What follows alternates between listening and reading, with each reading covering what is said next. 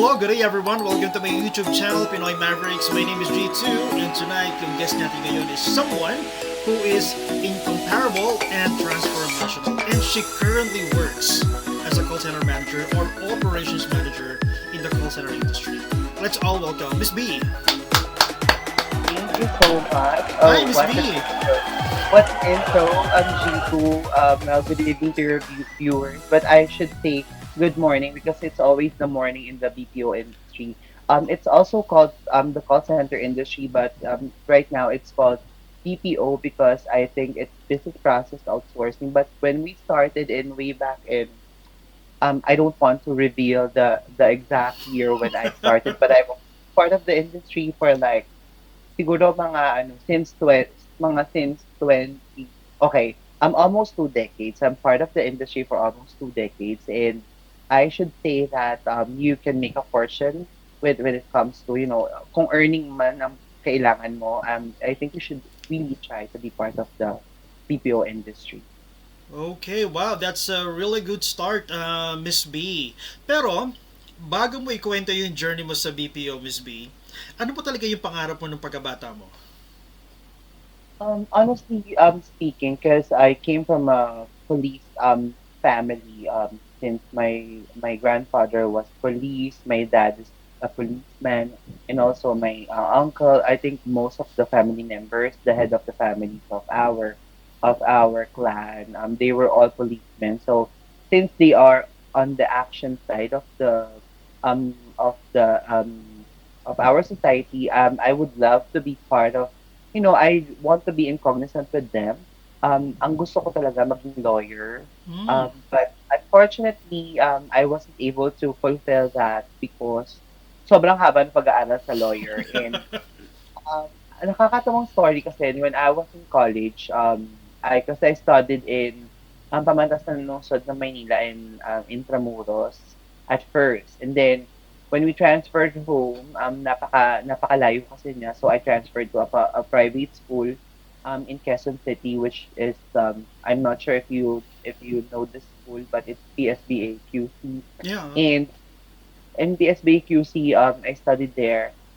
The funny thing is I've been part of the industry because um I didn't really want to work because I was studying. However, I was forced to work because I accidentally made sunog of my tuition fee because because of vices. So of course for young people you don't do that. If ever that your parents will trust you for your finances in college, please don't do that. Don't ever do that. And ayun nga. So ang nangyari is wala akong balak magtrabaho, but since kailangan kong palitan yung tuition kasi magko-finals na-force ako na magtrabaho, and call center pala yung I think the end thing during that time. And also kailangan ko kasi nga babayaran ko yung tuition ko. And yun lang. I mean, it was like that, but I never stopped after that. I tried mixing, or I tried doing both, studying and working. And since I was very young way back then, kaya naman. However, of course, sometimes you will be very sleepy in the office or in school, and the absorption of the knowledge from your professors, especially when you're in school, medyo tagilid ka doon. Kaya lang, you need to find ways like BDO because they find ways. Sorry, this is not a paid advert. There's no paid advertisement for BDO ha. Pero you should find ways as a human being, and it's just like that. I took up at first accountancy, but because that's the pre-law, that's a pre-law course.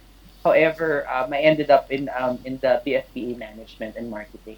So yeah, that's pretty much about it. My first start, or my quick start, my jump start in the BPO industry, because I was forced by the situation, not really na ginusto ko talaga siya, pero I enjoyed it. And now after almost 2 decades, I'm still here.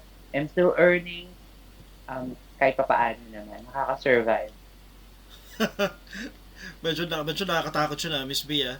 I mean, as a student, syempre, kahit sabihin mong 1,000 lang yan or 500, parang mahirap palitan eh. Pero, at least you did something, di ba? To work on it, which is really good.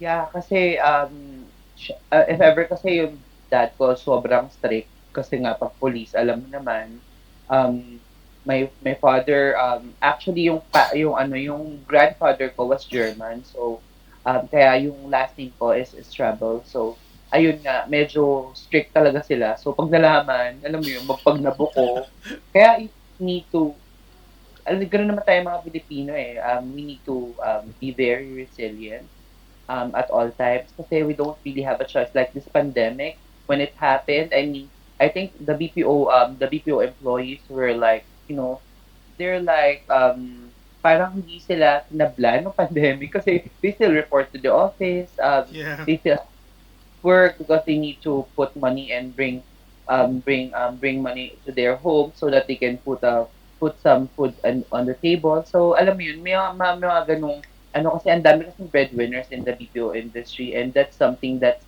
is not is not recognized talaga. Mm-hmm. Kasi you will earn not naman sobrang laki, pero if you're good with what you do, definitely. And if the account is best fitting for you and you will excel in the account, especially for sales and collections, because I started there, I think I earned a lot way back when I was an agent. But when I became when I became an officer, that's a different thing because it's gonna be fixed salary. And usually, of course, if you're an officer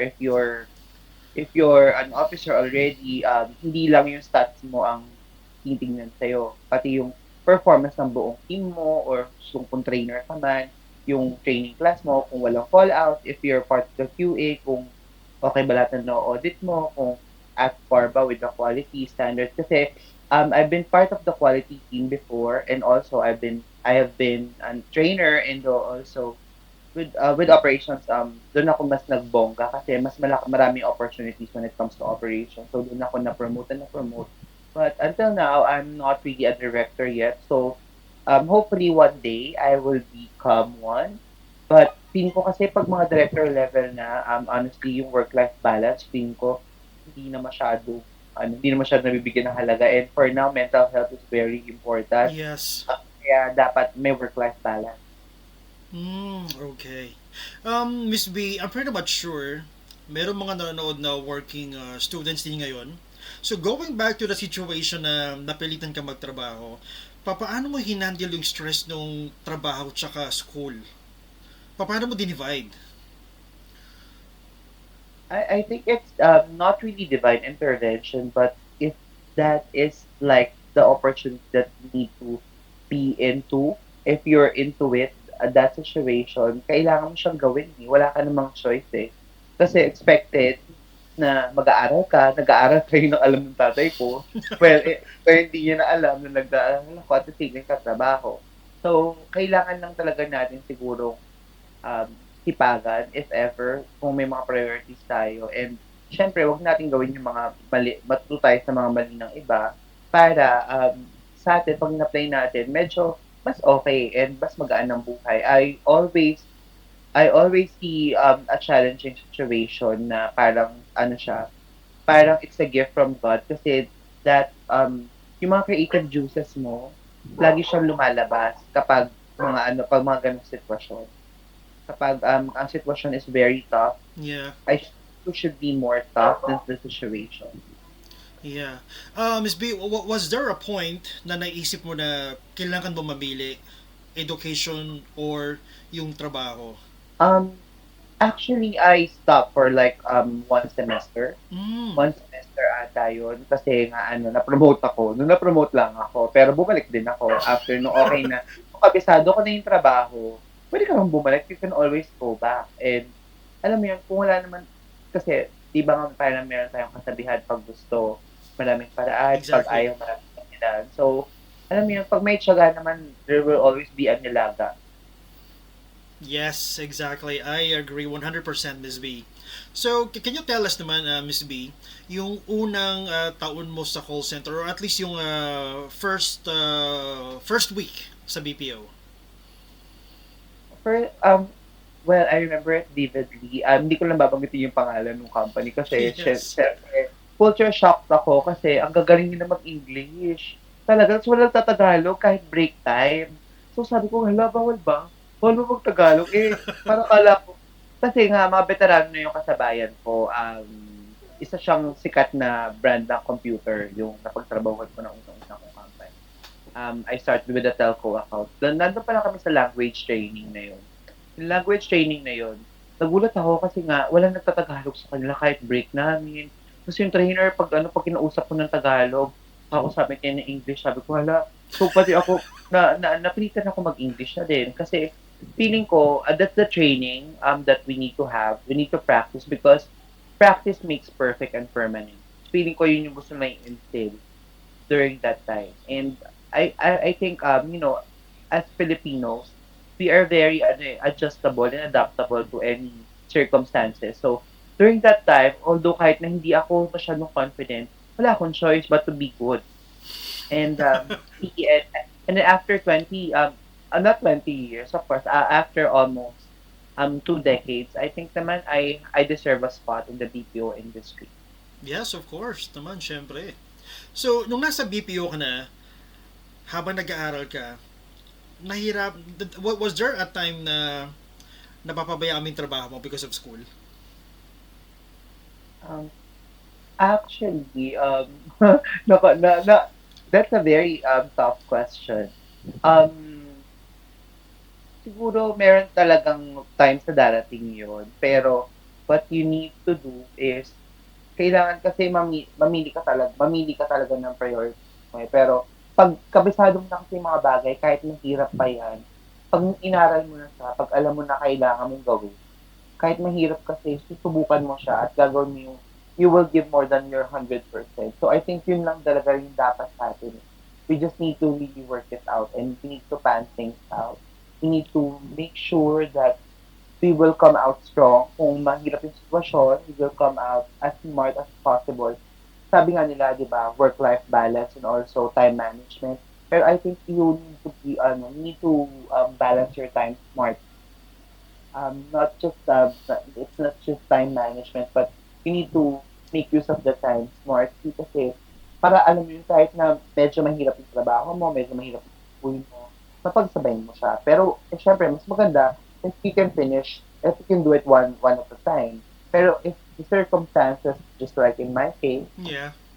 pwede mo naman siyang, wala naman tayong hindi kakayanin. And ang payat-payat ko nung college ako, pero now, look at me now. I'm, I'm like I'm like 20 kilos after almost 20 years in the BPO industry. So yeah, hindi naging 2 kilo, parang 1 kilo per year or more than that. But I'm trying to lose weight because I'm not getting any younger din. So ayun, just be yourself and also just always love what you are doing. Kahit gaano pa yung kahirap pa sa minahal mo, trabaho man niya or kahit anong bagay, for sure, you will be successful and you will earn the hard labor or the hard things that you did for that particular situation. Mm. Yep, I agree. So, how long you stayed naman sa first company mo, Miss B? In my first company, 1 year lang. Kasi ang nangyari is, nabili siya ng ibang company. Yung, Oh, yung okay. So, nabili siya ng ibang company and my employment there was co-terminus. So, wala akong choice. But pinayaran naman ako and all that. Ayun pala, ayun din, ewan ko if I'm allowed to say this, but if ever that i-end yung kontrata mo because nabili ng isang, yung account mo, babayaran ka ng company. May tawag doon. Pero baka malagot tayo. Okay naman, yung tawag doon. Like, huwag na, una Uh, siguro.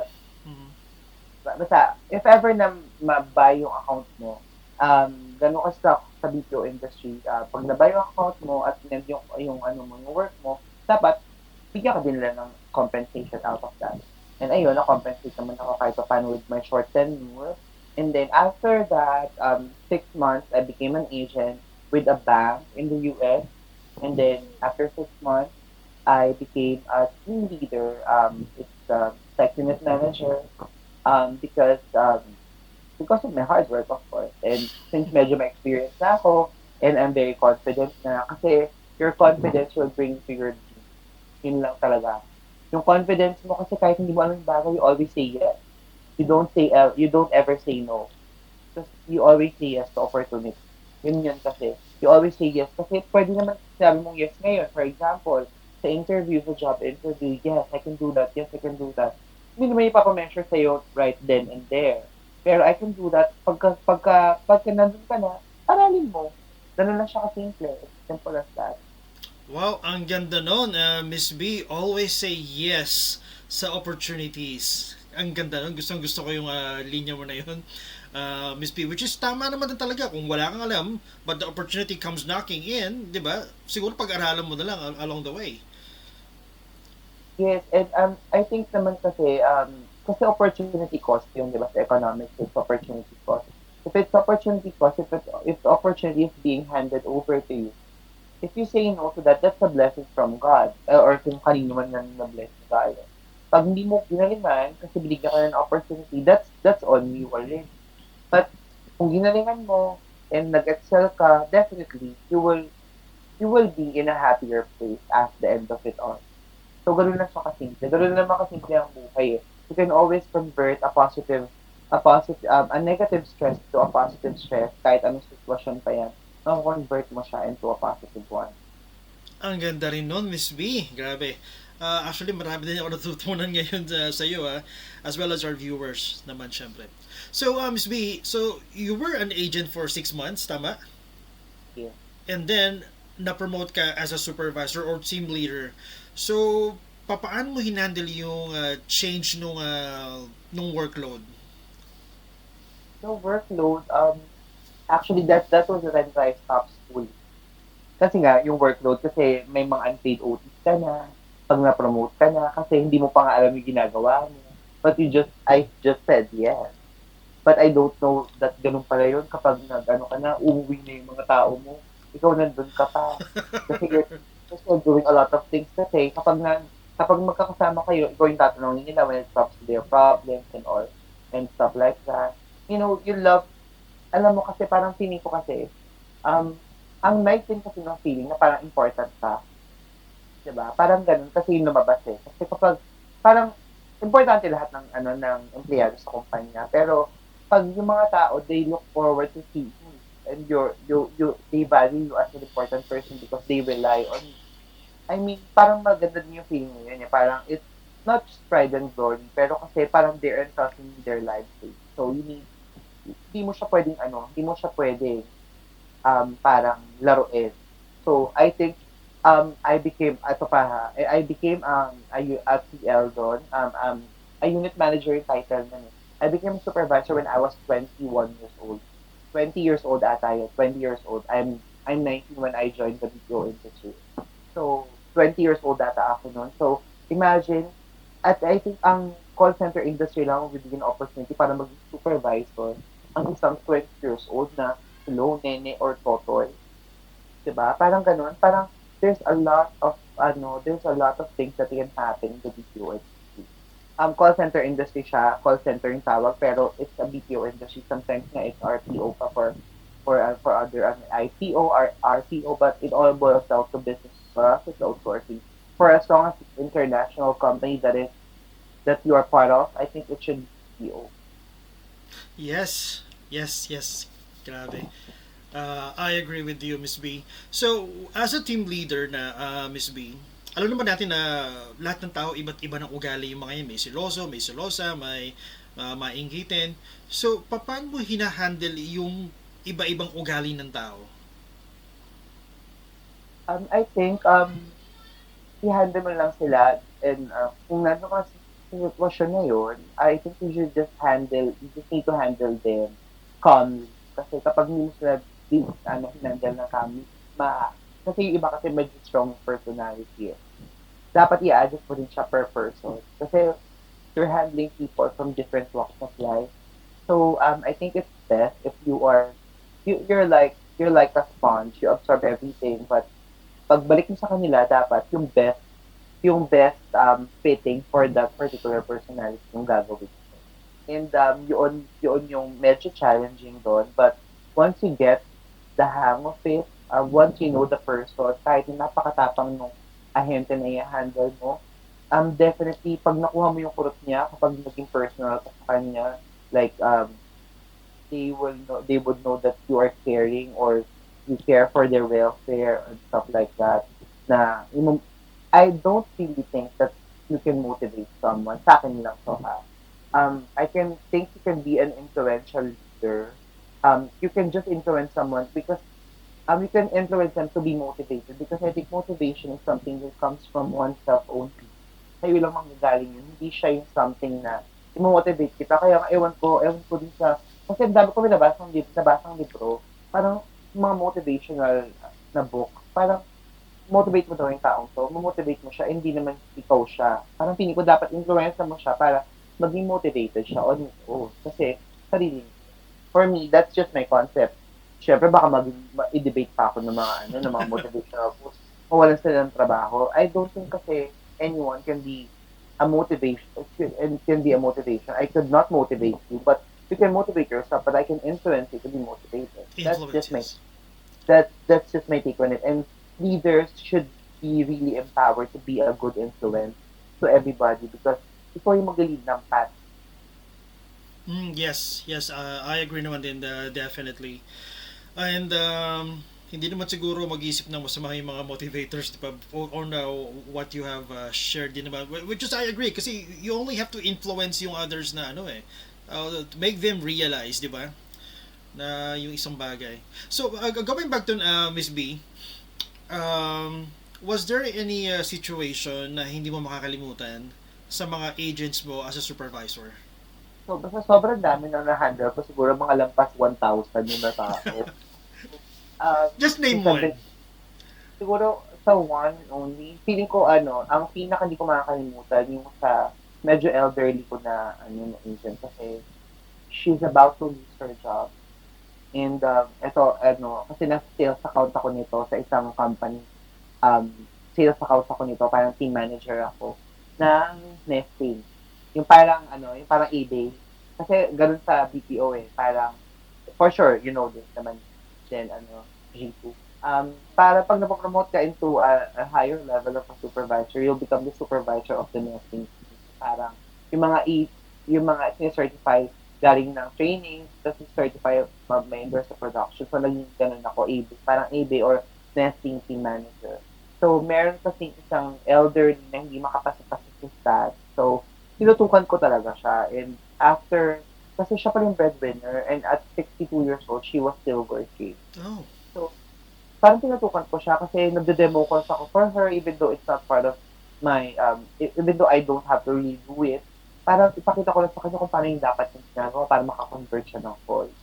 And luckily after that, feeling ko, yun nga eh, kasi there's also a rewarding part of being a team leader kasi kahit pa paano, kapag may nagpapasalamat sa'yo na they were certified or they got their bonus or their paycheck. Pero yun kasi, at 62, kahit kasi yung mga anak niya, mga walang trabaho, ganun, sa kanya umaasa. So, ayun, kaya nakakasad kasi may mga Pinoy pa din stories na ganun na ni-reach pa nila yung hanggang 65 para magtrabaho. Ay, kasi hanggang 60 lang talaga, di ba? Pero sila nag-work pa sila para sa family nila kasi sila nga yung breadwinner. Ganun yung mga nanay kasi. Kaya I salute all the mothers. Kasi yung mga mothers talaga grabe, they will do everything for their children. Kahit na malalaki na yung mga anak nila, iisipin pa nila, lalo na kung lalaki ang anak nila, they will really provide for the family for the kids of their children. So grabe, nakakaano yung story na yun kasi yung nagpapasalamat sa akin kasi na-endorse niya, although hindi naman ako nag-endorse sa kanya. I was just part of it. I was just an instrument. Pero kasi syempre, you help her along the way eh. So yun pa lang eh, malaking bagay na sa kanya yun eh. And she appreciates that, diba? Yun nga, kaya yung being influential, I think, I didn't really motivate her that much, but I just influenced her to be motivated because she was about to give up, and she said, I just bank on what she said during her coaching that she's a breadwinner, so I think pwede mo magandang atake sa kanya sa coaching na, oh, breadwinner ka pala, so dapat mas ayusin mo, mas ganyan mo, mas itodo mo yung pagbebenta over the phone kasi hindi ka na nakikita, huwag ka na mahiya, mga ganun-ganun. So, alam mo yun, kasi sometimes, you just need to hit the core of somebody. pag na-hit mo yung core niya, for sure they will trust you, and also they will do it for themselves as well, and also to impress you as a leader. Kasi parang nagtiwala ka sa kanila na, kaya mo yan, ganyan, ganyan. Kaya yung mga totoo, yung mga motivate, yung mga parang, yung mga nagpo-coach, di ba, na-influential na yung mga tao nila, yung sa mga atleta. Parang ganun din siya. Life is like full circles lang. It's just like that. Talaga. What about sa mga co-supervisor or co-TLs? Meron din bang mga nagiging problema or syempre iba-iba din yung ugali nila malamang? Kasi hindi naman ako sa walang pakialam. Pero kasi ako, ang lagi ko lang ang kailangan ko naman kasi is my manager. My manager kasi siya naman yung mag-regular sa akin sa TL. So yung mga co-workers ko, of course, I deal with them professionally, but not to the extent na papakialam ako sa trabaho sila kung power tripper sila or something. Kasi ako, parang rule of thumb naman talaga, di ba? Yung parang don't do to others what others don't want to do unto you. So, ganun na siya kasi kung ayaw mo gawin sa'yo, huwag mo gawin sa iba. Ako, ayoko sila pakailangan kasi yun ang strategy nila. Pero, hindi ko siya i-report, hindi ko siya pagsasabihan. Pero sabihin ko din sa boss namin, siguro, ganun. Pero yun nga yung corporate politics ko. Yeah. Parang, siniraan ko na sa manager namin. Pero, hindi naman sa ganun. For me kasi, ayoko siya i-correct kasi pareho kami ng level. Alam mo yun, ayoko nung ganun kasi baka mabastusan or what not. Para mas maganda pa rin na may proper channel. Yun yun, channeling kasi dapat sa manager. Kasi yung manager magbibigay ng feedback doon sa tenured na scale na yun, if ever. And ako, honestly speaking, it's easier to handle supervisor than agent, of course. So ito na. Um, paano ka man na-promote as an OM from being a TL? Honestly speaking, ma- I don't know if I'm allowed to say this, but it's not about what you know, but who you know.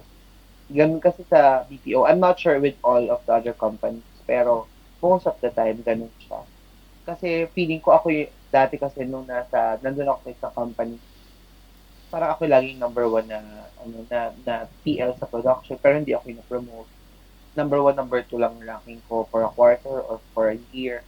Hindi ako na-promote kasi hindi kasi ako marunong yung sa corporate politics, like yung need to be friends or be chummy with the higher ups. Pero sometimes kasi ganun talaga eh. It's not about what you know but who you know eh. And it really happens. However, siguro you just need to take everything with a grain of salt. Kasi ganun talaga eh. Ganun talaga yung buhay eh. Dapat you need to know how to dance with the sway of whatever dance it Yeah. is. Sa anong salsuela man to or whatsoever. Kasi, yun nga, para if you need to belong, you need to be like them, or you need to I don't want to say the term step or whatnot. Pero kasi I never do that. I never did that. And kahit pa paano naman, na-promote na din naman ako ng manager. Pero matagal nga lang. Unlike the others na kahit I don't want to say this, I'm not belittling anybody. But yung iba kasi, the incompetency is not really um, yung parang hilaw pa, alam mo hilaw pa, pero napilit kasi close ng boss. Alam nyo, parang it's not really, I don't really like that. However, it really happens. Kasi close ng boss, siya yung mapopromote, ideal. Pero, for me, ako, I love your introduction, by the way, G2 ha, kasi sabi mo transformational. Kasi ako, I don't really like that old school, old school traditional way of call center na palakasan. Ayoko ng ganun. Kasi ako, if you're stellar, you're gonna be my favorite. Ganun lang ako. I play favorites, but I make sure na yung mga favorites ko, yung mga maayos yung trabaho. Hindi yung favorite ko dahil kainuman ko. Mm-hmm. Ayoko lang ganun. Ang magiging favorite ko are those people who deserve to my favoritism. Kasi, favorite kita kasi nag-excel ka. So, ang mangyayari, lahat ng mga tao na kung gusto nyo maging favorite ko kayo, gagalingan nyo. Ganun lang kasimple yun sa akin. That's just my cup of tea. Okay, okay. Um, eto Miss B, ano yung number one reason kung bakit natatanggal ang isang ahente? Of course, attendance. Attendance, nobody can save you kahit sobrang close mo ang supervisor mo. Hindi kayo matutulungan kasi ano yan eh, mandated yan sa COC. COC is Code of Conduct. So, I'm sorry, I'm talking about jargons here, but COC it's Code of Conduct. So, if you want to last in the BPO industry, at least for the first 6 months or for your regularization period, you always need to be present. Kasi sometimes kahit na nga hindi masyado magagaling, pinagbibigyan dahil yung attendance nila is stellar. So yun, dapat talaga you have flawless attendance. You're never ill for the first 6 months or for the first 3 months when you man your regularization period sa company mo. Okay, yeah, attendance. But what about outside attendance? What about attitudes? Ang attitude, 'pag pinersonal ka ng boss mo, definitely. 'Pag pinersonal ka ng boss mo kasi puwede ka niyang kasuhan ng mga insubordination and stuff like that. Puwede nasa COC pa rin 'yan. Pero depende pa rin kung papahanapan ka ng nangyayari kasi 'to, I'm not, I'm not badmouthing the industry na nagpataba sa akin for the last 2 decades. Pero kasi it happens, sometimes papahanapan ka ng call ng supervisor mo sa QA kasi close na yung QA para matanggal ka. I mean, 'di ba? That's so shallow. Pero for me kasi never did that. Kasi ayun nga, kasi I really think kasi ako for me ha, karma is very digital. If it will come back to you 1,000-fold sometimes. And Diyos ko, minsan lang tayo mabubuhay sa mundo. Dapat you just need to always do the right thing. Yun talaga. Um, Connected to that, Miss B. So let's say yung ahente talaga, as in talagang pasaway talaga, parating absent. Is this something na pwede mo pang pagbigyan for humanitarian reason? Or if it's talaga nasa COC, that's it? Pag nasa COC, hindi siya pwede, honestly speaking. Lalo na kung ano naman nag-infraction. Tsaka kasi everyone is replaceable in the BPO industry. Because ang daming kumpanya na makakapag-hire ng mas maliit yung offer kaysa sa'yo. Yung posisyon natin, whether you're, kahit nga ikaw yung vice president ng company, kundi pa ikaw yung CEO, I mean, if ever that you're gonna die or something, yung job posting after a week meron na eh. Alam mo yon, everyone's replaceable. Kaya dapat talaga if you're really serious about what you're doing, dapat you always need to be serious about it and you need to be professional. Siguro masasave ka once or twice, pagbibigyan ka ng HR for your humanitarian reason, but it's not Christmas every day. Kaya nga, narinig lang natin si Mariah Carey na kumakanta ng All I Want for Christmas, every Christmas. So, sometimes, hindi naman araw-araw ay Pasko na mapagbibigyan ka at mailalaban ka ng supervisor mo kahit siya pa yung pinaka-pogi, pinakamaganda, or pinakamalakas sa management na supervisor. Hindi kayo matutulungan kapag if it's hard stats that we are talking about, if it's hard infraction like attendance, and may mga iba pa nga ZTP, yung mga zero tolerance policy na sa mga calls, call avoidance or something, may mga nare-reject din dun sa mga ganun. May mga may mga na-weed out sa program. Sometimes hanapan pa sila ng ng company ng ibang account natatanggap sa kanila pero it's not all the time that they can find Mm, some ano company ano account for you rather. mm, okay. Miss B, tuwing kailan nagiging mahirap ang trabaho ng isang operations manager?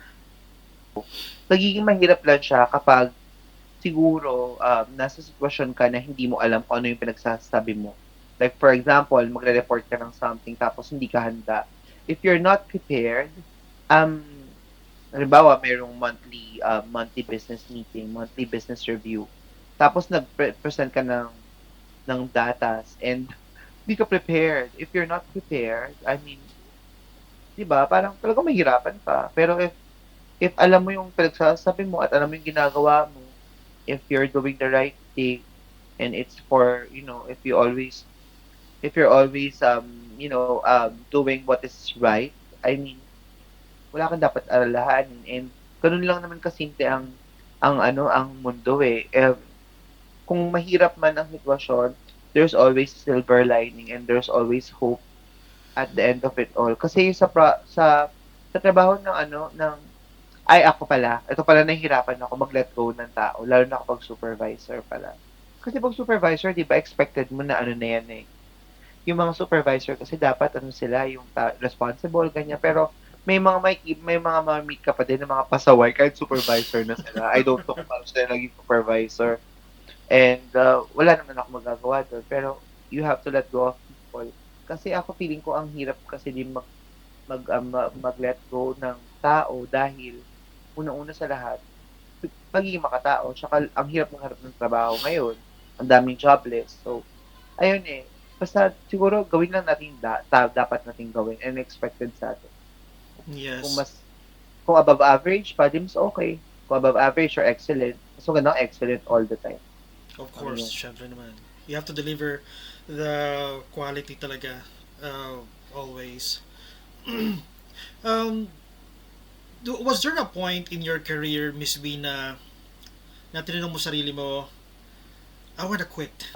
Wala naman so far kasi so I'll be very honest kasi um hindi naman ako breadwinner pero kasi ito lang yung kinakabuhay ko sa ngayon. So parang feeling ko wala akong karapatang umarte lalo na kung di ka mayaman. Alam mo yun? Kung di naman si ang apelyido mo or hindi ka naman Ayala Sobel. And also, kasi life is hard na nga eh. Dapat mas hard tayo sa life. I mean, if the situation is tough, we should be more tough than the situation. Ganun lang siya kasimple. And you should take everything with a grain of salt. And I meant that in a very positive way kasi lahat ng sitwasyon na nandyan, kaya bibigay sa'yo ni God, syempre. Kaya binibigay ni God kasi kaya mo lampasan. Kung di mo man kaya solusyonan right now, maybe you just need to let it be, and after some time kasi magkakaroon ka din naman ng resolution eh to that. Um and yun naman yung natural way ng universe na parang ano ma-resolve yung mga concerns. And ayun, I'm sorry, I don't have a concrete answers for that. And bibilib ka nga sa kanila kahit gano'n sila, nagpapasok pa rin sila sa office, they still want to be in touch with what's happening in their company. So sila nga mga mayayaman eh. Kasi parang feeling ko kasi ang mayaman at mahirap pareho lang talaga sila. It's just that mahirap i-maintain kasi siguro kaya sila work hard pa rin kasi ayaw nila mawala yung kayamanan nila, ayaw nila mawala yung lifestyle nila. Tayo naman mga hindi masyadong mayayaman pa, pero yayaman din tayo. I'm claiming that. And I will pay for that. Pero Yes. siguro kahit di mo masyadong mayaman, okay na din. Pero I think pag hindi ka masyadong mayaman, dapat mas sipagan mo kasi ano eh, parang it's a need for you. And it's a need for everybody to be focused on whatever you do. And also ako nga nagsa-sideline pa ako kasi I love being with children. So may sideline din ako na mag-tutor ako sometimes. And ayun, kasi I love children. When my dad passed away kasi, ayun, nag-tutor ako sa mga bata para extra income at the same time, feeling ko kasi pag meron naman nawawala sa mundo, kapalit nila mga bata. Ayun. Mm. Ito naman, Miss B, about sa recruitment. Ang alam ko, ang OM is nag interview din kina mga applicants, right? Tama ba? Yes, I'm interviewing applicants for not really the volume ha, kasi ang dami ko na ginagawa, tapos mag-volume hiring pa ako sa agent. Siyempre, yung mga ni-interview ng ng mga managers would be the supervisors, yung Supervisors, yes. may final interview. So, ang mga naghahanap ng talent, hindi kami yung sa talent searching, that's recruiters. But, oo, yun, yung sa mga supervisors, yes, I'm interviewing some. Okay, now, doon sa mga nanonood na aspiring supervisors. So, normally, Miss B, ano ba yung hinahanap na quality ng isang OM para i-hire ang isang applicant for supervisor role? Ako, and I will not say a lot of things, but just always say yes. Yun lang talaga. Yun lang talaga, just always say yes, and kung di mo pa alam, aaralin mo siya. Because you're highly trainable, and ikaw yung tao na dapat na for the job, because you work independently, and dapat talaga responsible ka, and you're up for the job, and you're not really being stressed easily. Hindi ka mag-give up dahil lang sa stress or sa problem. Kahit na bumabagyo pa yan, papasok ka. Ayun, you always need to be accountable. So ganun ka dapat ka dedicated ang isang supervisor. Siyempre kasi ano ka eh, you're more of, you're gonna be the face of the team, and dapat you lead by example. And also, para kang autopilot na dapat responsible ka, um, dapat prim and proper ka. Prim and proper ka. Yun yung expectation. Yun yung expectation, yung parang prim and proper ka all the time. Especially when inside the office. So Miss B, let's say walang call center ngayon. Ano sa tingin mo yung work mo ngayon? Uy, in fairness ha. Well, I'm part of the events industry as well. So, Oh, hindi ko nagpo-focus ako doon kasi nag-host ako ng mga ano ng mga any events, corporate hosting, I do corporate hosting, and also yun talaga yung ano, parang feeling kong mas okay, kaya lang hindi lang ako nakakapagtayo ng sarili kong agency kasi medyo mahal. Feeling ko pag nagkaroon ako ng money na enough, kasi nga medyo gastador tayo, alam mo naman, syempre lifestyle natin sa call center, nasanay tayo na araw-araw nag-aano kakape na iba-iba, yung kape na hindi naman 3-in-1, nakakataba. By the way ha, nakakataba ang 3-in-1 ha, at saka nakaka-diabetes siya, kaya itigil nyo na. As early as na, kung meron kayong pambili ng mga beans na okay, mag-ganon kayo, ano, mga viewers ni G2. So, ayun. yeah. So, ayun nga, kaya medyo may iba kasi yung lifestyle, tapos pag may nag-aya na eat out, inom, ganyan. So, ayun, kaya medyo magastos din kasi maging part ng call center. Pero feeling ko naman kasi, kung may disiplina ka, definitely, makakaipon ka din sa call center industry. Kasi, nung una kong mga first 5 years ko, siguro naka-millions ako kahit pa paano. Kasi nga, medyo magaling tayong magbenta, at medyo magaling akong collector. So, naka-million naman na siguro ako nung mga first few years ko sa industry. Wow. So it only means Miss B na talagang may career sa industry na to. Oo naman, lalo pa kung mag-a-apply kayo sa sales. Sa sales and collections, diyaan ang pera sa industry. Pero kung customer service, may pera din naman. Pero not as big as sales. Because for sales, may commission, definitely. May commission yun, like may override kapag naka-close kayo ng sale. Whether it's local campaign or international campaign, you will still have a commission. And also for collections, pag nakakolekta ka ng bayad, whether international or local campaign, ayun, meron pa rin, may cut ka pa rin, lagi ka may cut. Yun nga eh. Kaya yun ang targeting yung pasukin. Yung Mm, ano, sa telco din, yung mga telco companies, may mga ganun din, may mga ano, incentives din. So, ayun, kung magaling ka naman mag-handle ng pera, at everything ngayon is online eh, may budgetarian na call, 'di ba? Parang may isang life coach na vegetarian, parang pinauso niya, and I don't want to drop his name, baka mamaya, ano, hindi pala, ayun. Pero kasi, ayun nga, maging vegetarian tayo. Kasi, yung pandemic, di ba, I hope we learn something from it. Kasi ako, hindi ako nag-save before din eh. Until now naman. Nag-start lang ako ulit. Pero kasi, ayun nga, tignan mo tayo mga Pinoy, we're so resilient, nakasurvive tayo. So kahit ano pa kahit magkaroon pa ng another pandemic, siguro dapat na talaga we spend smartly. Dapat talaga maging smart tayo sa buhay. yes, definitely. Um, pero ito na lang, Miss B, ano naman yung may advice mo doon sa mga call center agents na gusto maging supervisor and yung mga supervisor na gustong maging OM katulad mo? Um, just do it. And ayun nga, always say yes for opportunities, kasi ano, you will never know what the future holds not unless you try. You will never know anything not unless you try it. Kasi wala namang masama kung di mo kung ano, wala masama kung susubok ka. And also, ang dami na nga yung mga guide sa YouTube, if ever.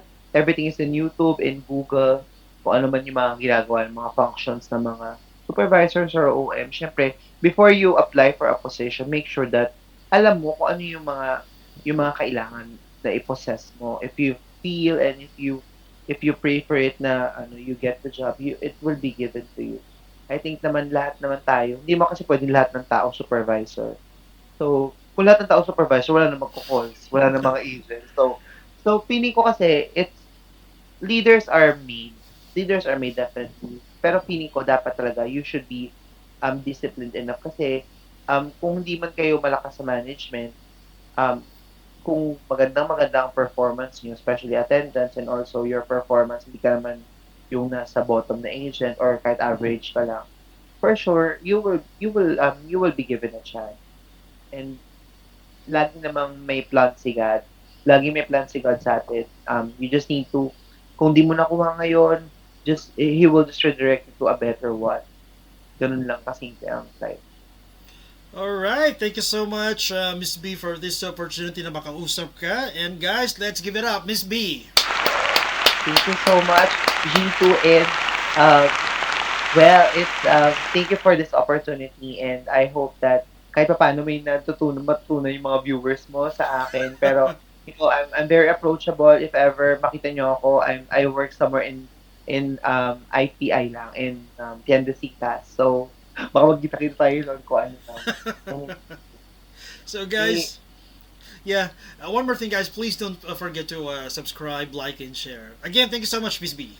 thank you so much, people. God bless everybody. Have a good one.